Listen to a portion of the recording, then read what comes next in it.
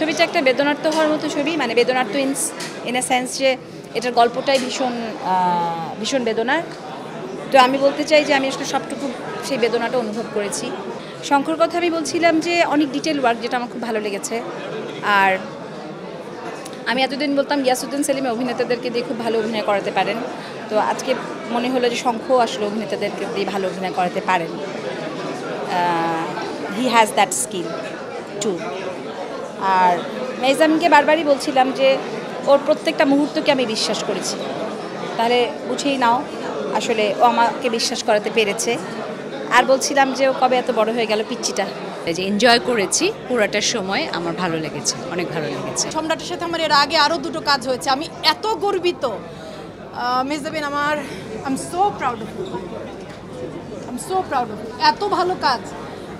এত ভালো কাজের মধ্য দিয়ে তুমি বড় পর্দায় এসেছো, এবং আমি ভীষণভাবে চাই, আমি মনে প্রাণে চাই যে এই ছবিটি সারা দেশের সব দর্শকদের কাছে পৌঁছাক। এবং যেই বিষয়টা নিয়ে সিনেমা হওয়া দরকার এই মুহূর্তে, আমার মনে হচ্ছে সিনেমাটা সেই বিষয় নিয়ে হয়েছে। এবং দর্শকদেরকে আমি বলবো যে এই ধরনের সিনেমা, সব সিনেমা আসলে মারপিট এবং নাচ গান থাকবে না, ভিন্ন ধরনের গল্প, আমাদের জীবনের গল্প, আমাদের ক্রাইসিসের গল্প, সেইগুলো নিয়ে যে সিনেমাগুলো হচ্ছে সেই সিনেমাগুলো দেখা দরকার। সেই সিনেমাগুলো দেখার মাধ্যমে আমরা আসলে কন্ট্রিবিউট করতে পারি যে আরও এই ধরনের সিনেমা আসার বিষয়।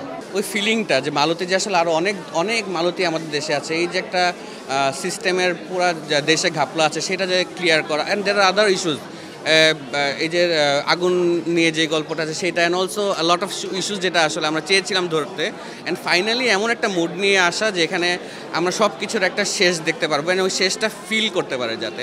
ভালো চরিত্র নিয়ে আসতে চেয়েছিলাম, এবং আমার মনে হয়েছে আমি যখন প্রিয় মালতীর স্ক্রিপ্টটা পাই, আমি এরকম কিছু দিয়েই আসলে শুরু করতে চাই। এবং একটা আর্টিস্টের তো ডিফারেন্ট ধরনের কাজ করতে হবেই।